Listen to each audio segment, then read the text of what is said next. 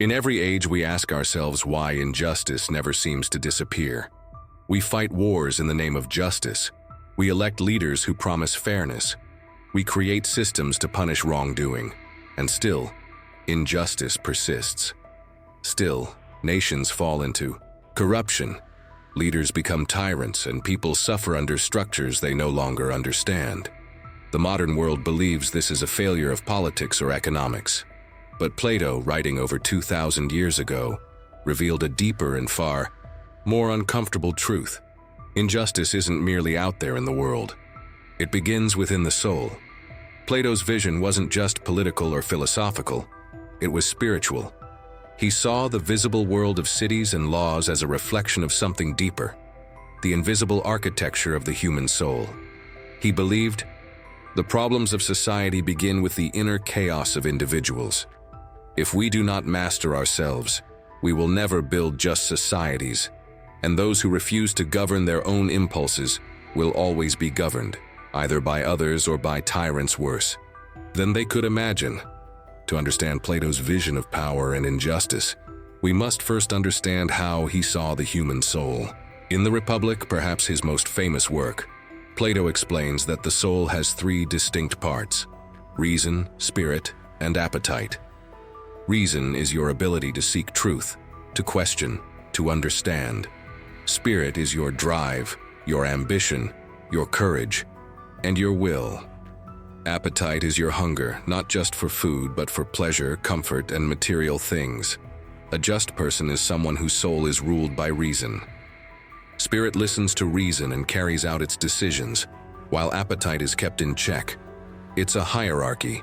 Reason leads and the other parts follow. This inner order produces wisdom, courage, and moderation.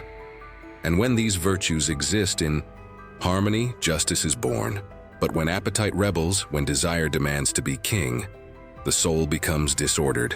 A person who allows their desires to overpower reason becomes a slave. Not a slave to another person, but a slave to themselves. And when enough individuals live this way, a city, a nation, a civilization begins to fall apart. Plato saw the city as a mirror of the soul. Just as the soul has three parts, so too does the city. The rulers, reason; the warriors or guardians, spirit; and the producers or workers, appetite. A just city functions like a just soul. Reason governs, spirit enforces, and appetite serves the good of the whole. But just like within the soul, these roles can become confused, and when they do, injustice is born. Most people think of democracy as a noble form of government, but Plato gave a controversial warning. Democracy, in its extreme form, can be the most dangerous step before tyranny. Why? Because when freedom becomes absolute, it collapses into chaos. According to Plato, democracy begins when people tire of order and discipline. They no longer want to be ruled by wisdom or law. They want to be ruled by their desires. Every person wants to do what they please, when they please. Authority is questioned. Restraint is mocked. Equality becomes the absolute good, and anyone who dares to lead with reason is accused of oppression. In this climate, Plato says, the city becomes drunk with liberty. The desires of the masses become louder and stronger than the voice of truth. And eventually, people look for anyone who promises to restore order. That's when the tyrant appears. He doesn't seize power by force at first. He's invited, celebrated, worshipped, because he offers what the people want: pleasure, security, and the illusion of control. But the tyrant is nothing more than the final reflection of a society that has abandoned self-mastery. He is the physical embodiment of the soul ruled by appetite. He feeds the desires of the people while building his own power. He attacks the wise. He silences the courageous. And he enslaves the very people who placed him on the throne. This is the terrifying cycle Plato reveals, that tyranny is not imposed on a people. It is chosen by those who can no longer rule themselves. What we're missing about power is this: power begins with the self.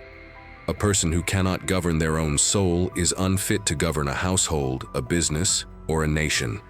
The most dangerous, Leaders are not those with armies or weapons, but those who are inwardly chaotic, who are ruled by greed, rage, or fear. These leaders reflect the people who raised them to power. In Plato's eyes, a corrupt leader is never the disease. He is the symptom. Modern society often treats injustice as a problem of systems. We blame institutions, we pass laws, we restructure governments. But Plato's insight is that no external system can remain just if the people within it are disordered. If we wish to change the world, we must begin not with revolutions, but with inner revolutions. We must train the soul. That training is not easy. It involves the slow and painful work of philosophy. Not just the reading of ideas, but the questioning of your deepest assumptions. It means confronting your illusions, disciplining your desires, and accepting that freedom is not the right to do whatever you want, but the strength to do what is right, even when it's hard. Plato famously illustrates this inner awakening in his allegory of the cave. In the story, people are chained inside a dark cave facing a wall. Behind them is a fire, and between the fire and the people are objects casting shadows on the wall. These shadows are all the prisoners know. They believe them to be real, but they are illusions, mere reflections of the true world outside. One prisoner escapes. He turns around, sees the fire, feels pain in his eyes, and eventually leaves the cave. Outside, he sees the sun, the true source of light, and realizes everything in the cave was a lie. Filled with compassion, he returns to free the others. But they mock him. They resist him. Some even try to kill him. Why? Because truth is uncomfortable. Because freedom, real freedom, demands change. It demands the death of illusion. And many would rather live in the comfort of lies than face the burning clarity of truth. This is Plato's ultimate message. If you want a just society, you must be willing to become a just person. That means turning your soul toward the light, even when it hurts. It means embracing discipline over desire, wisdom over pleasure, and truth over popularity. It means rejecting the easy path. The world we live in today is not unlike the one Plato warned us about. Our cities are noisy with opinion and hollow with meaning. We glorify pleasure and mock restraint. We elect entertainers over philosophers. We demand rights but reject responsibility. We are free in body but enslaved in spirit. And yet the solution remains the same. Master yourself. If you want justice, seek order in your own soul. If you want truth, silence the noise of your desires.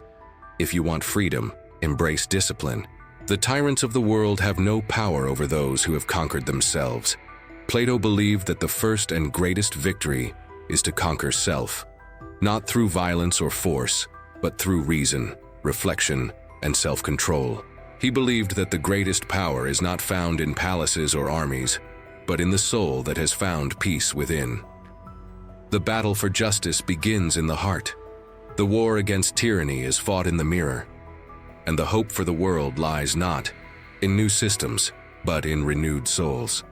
If you want to change the world, start here, start now, start with yourself. Power. It is one of the most desired things in human history. Yet few understand it, fewer still master it, and most become consumed by it.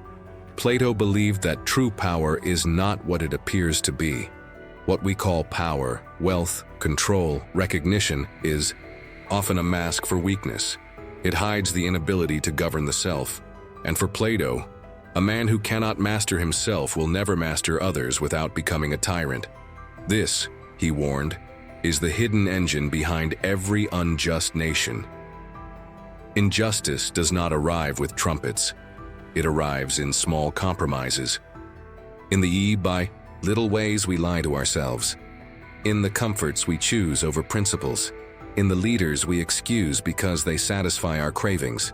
The tragedy of nations is the tragedy of individuals, played on a larger stage. And if we want to understand why societies crumble, we must understand how the soul crumbles.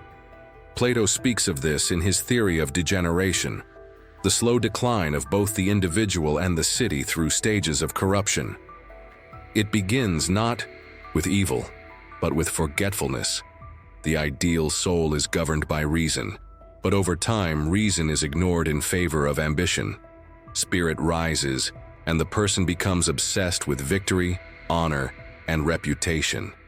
This is the timocratic soul, and it reflects a city that values warriors over philosophers, medals over wisdom.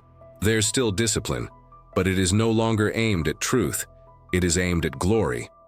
Eventually, even glory becomes too hard to pursue. Discipline fades and the soul begins to crave wealth and security. Ambition is replaced by calculation. This is the oligarchic soul, obsessed with property, status, and the fear of loss. The city mirrors this shift, dividing rich and poor, rewarding greed, and treating virtue as something to be bought. But wealth breeds indulgence. The oligarch's children grow up surrounded by luxury but deprived of meaning.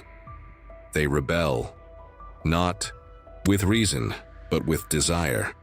They become the democratic soul, rejecting structure, celebrating freedom, demanding equality without discipline. In a democratic city, every opinion is sacred, every desire is justified. But beneath the noise, the soul is lost, and from this chaos rises the final form, the tyrannical soul. A person consumed by desire, enslaved by appetite. The tyrant is not born powerful. He is born desperate. He offers everything because he himself lacks everything inside. And the democratic people, having rejected all restraint, hand him power in exchange for their pleasures. They do not see that in doing, so they give up their freedom. This, Plato believed, is the cycle of corruption. And it begins not with politics, but with the failure to train the soul. So how do we stop it? Plato's answer is radical. We must become philosophers, but not in the academic sense. To Plato, philosophy is not about writing books or winning arguments. It is about loving wisdom so deeply that you are willing to suffer for it. It is about turning your whole being toward what is good, even when the world calls it foolish. The philosopher is the only one fit to rule because he is the only one who doesn't want to. He seeks truth, not power. He governs not for gain, but for justice. And because he has mastered himself, he can resist the temptations that destroy other men. But in a world obsessed with appetite, the philosopher is ridiculed, silenced, or exiled. This is why just societies are so rare. They require leaders who would rather serve truth than themselves, and people wise enough to follow them. Plato knew this would not be easy. In fact, he thought it nearly impossible. But he also believed that individuals could break the cycle if they were willing to undo. This transformation begins with the soul's education, not just reading or learning facts, but changing your very desires. Most people want comfort, pleasure, recognition. But this is why Plato placed so much emphasis on music, mathematics, and gymnastics in education. Not for practical use, but because they shape but what is the good. Plato says it is like the sun. It gives light to everything. Without it, we cannot see anything clearly. The good is the source. This is why most people reject it. Truth is painful. It demands that we change. It exposes our hypocrisy. It calls us to a higher standard. But if we embrace it, it transforms us. It makes us whole. And when enough individuals are transformed, so is the city. But there is a danger in halfway awakenings. Plato warned that those who catch only fragments of truth can be the most dangerous. They speak of justice but seek revenge. They preach virtue but live for applause. They dress up their appetite in noble language. These are not philosophers. They are sophists, those who manipulate truth for power. Sophists are skilled with words. They know how to stir crowds, flatter rulers, and twist ideas to suit their goals. In every unjust society, the sophist plays a key role. He gives the tyrant his slogans. He teaches the youth to win arguments instead of seeking truth. He makes injustice sound noble and virtue sound naive. And because most people do not know how to think, they fall for it. This is why Plato insisted that philosophy is not a luxury. It is a necessity. Without it, the people become prey to manipulation. They cannot distinguish freedom from indulgence, leadership from domination, or justice from vengeance. So what can you do? You begin by asking questions, real ones. What rules my soul? Is it reason, courage, or desire? Do I seek truth or do I seek comfort? Do I want to be good or do I want to appear good? These questions are not meant to shame you. They are meant to awaken you. Because until you know yourself, you will always be ruled by something else. And when you know yourself, you begin to see the world differently. You see that many leaders are not strong. They are just loud. You see that justice is not a feeling, it is a structure. You see that real freedom is not doing whatever you want, but becoming the kind of person who wants what is right. Plato believed that each of us carries within us the seeds of both tyranny and justice. What grows depends on what we feed, so feed your soul truth. Feed it discipline, feed it beauty. Avoid the easy answers, reject the comforting lies, embrace the path of inner struggle, and remember, no one can walk it for you. Injustice is not inevitable. Tyranny is not destiny, but both are consequences of what we tolerate in ourselves and in others. If you want to live in a just world, build a just soul. If you want to break the cycle of corruption, begin with your own heart.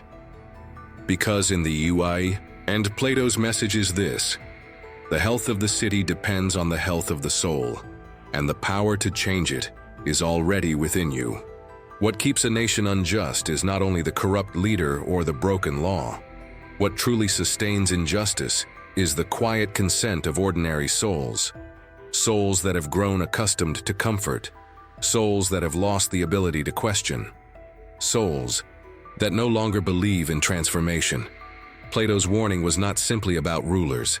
It was about us, the people, the citizens, the ones who choose silence over courage, ignorance over wisdom, and ease over struggle. In his most famous work, The Republic, Plato built a vision not just of politics, but of the soul. He knew that every system we create outside ourselves reflects something inside us. A corrupt government mirrors a corrupt population. A lost nation mirrors lost individuals. And what makes individuals lost is not lack of intelligence, but the absence of inner order. To live in justice, you must first be ordered within. Plato calls this harmony. When reason rules the soul, supported by spirit and in control of desire, you have a just person. But when desires rise and reason falls silent, chaos takes over. You become a puppet to every impulse. And a city filled with such people becomes ripe for tyranny. But Plato's message is not one of despair. It is one of rescue. He believed that through philosophy the soul could climb out of ignorance toward light. This climb is hard, it is painful, but it is the only way to real freedom.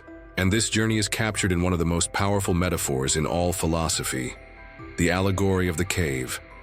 Imagine people imprisoned in a cave from birth. They are chained in place, facing a wall.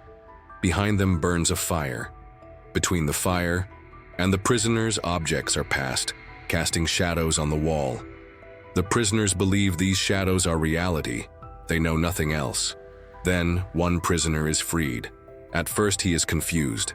The light hurts his eyes. He resists. But slowly he turns and sees the fire. Then the objects. Eventually he climbs out of the cave and sees the sun. For the first time he sees the real world. Not shadows, but truth. Not illusion, but essence. Now, imagine he returns to the cave. His eyes, adjusted to sunlight, now struggle in the darkness. The other prisoners laugh at him. They mock his confusion. They call him blind. If he tries to free them, they might even kill him.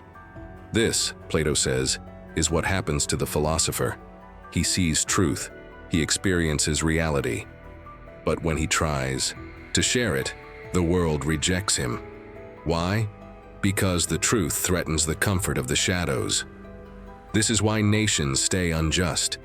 It is easier to believe the shadow than to face the pain of light. It is easier to mock wisdom than to change our feeling, and it is easier to follow the powerful than to question what power really is. But Plato is clear. If we want to be free, we must leave the cave. Not just once, every day, every moment. We must question what we see, what we hear, what we desire. We must ask, is this real? Is this good? Or is it just a shadow? The journey out of the cave is not only intellectual, it is spiritual. It requires courage, discipline, and above all, humility. You must admit that you have been wrong, that your desires have deceived you, that the truth is not always comfortable. But in that humility, you gain the most powerful thing of all, clarity. With clarity, you begin to see power differently. You see that true power is not control over others. It is mastery of self.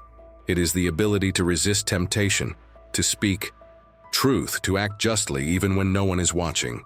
And this power cannot be bought, faked, or imposed. It must be cultivated. So how do we cultivate it? Plato says, start with the soul. Train reason to lead. Train spirit to support. Train desire. Do obey. Build habits that align with justice, not just with convenience. Read what challenges you. Listen to what provokes you. Surround yourself with those who seek truth more than comfort. Then expand this training to the community. Create spaces where truth is honored, where questions are welcomed, where virtue is praised. In such a city, even if injustice appears, it will not thrive, because the people are awake. But what if we live in a city that rewards injustice? What if the powerful mock virtue and truth is silenced? Plato says, you still have a choice. You can become a just soul in an unjust world. You can resist the collapse of your inner structure. You can live in alignment with the good, even when no one else does. And in doing so, you become a light, a guide, not for glory, but for truth. You may not change the world immediately, but you will not be consumed by it. And in time, others may follow your example. One awakened soul becomes two, two become 10, 10 become a generation, and slowly the cave begins to crumble. This is the slow revolution of the soul. It is not loud, it does not go viral, but it is the only revolution that truly lasts. Plato knew this path was rare. Most people will never leave the cave. They will worship shadows. They will sell their dignity for entertainment. They will mistake noise for wisdom. But you do not have to be most people. You can begin today. Ask yourself, what am I tolerating that I know is unjust? What shadows have I accepted as truth? What pleasures have I chosen over principle? Then take the next step. Seek silence. Read deeply. Reflect daily. Choose friends who challenge you to grow. Speak truth even when your voice shakes. Honor virtue more than popularity. And never stop climbing, because at the top of the climb is not just light, it is transformation. You become a new kind of person, the kind that power cannot corrupt, the kind that injustice cannot seduce, the kind that tyrants fear, and that is the person the world desperately needs. Not another ruler, not another influencer, not another echo of the crowd, but a philosopher, a lover of wisdom, a soul on fire for justice. This is Plato's dream, not just for the few, but for all who dare to wake up. And if enough of us awaken, perhaps nations can change. Perhaps we can break the cycle. Perhaps power can become a tool of justice instead of oppression, but only if we begin with ourselves. Because the hidden truth Plato revealed is this: the greatest threat to injustice is not law, it is character. And the greatest hope for the world is not found in palaces, but in people, quiet, humble, disciplined people, who are willing to become the kind of souls that no darkness can silence. So choose that path. Not tomorrow, not when it's convenient, but now. Because the longer you wait, the more the cave feels like home. But once you've seen the sun, you can never be satisfied with shadows again. And that, Plato would say, is the beginning of true power.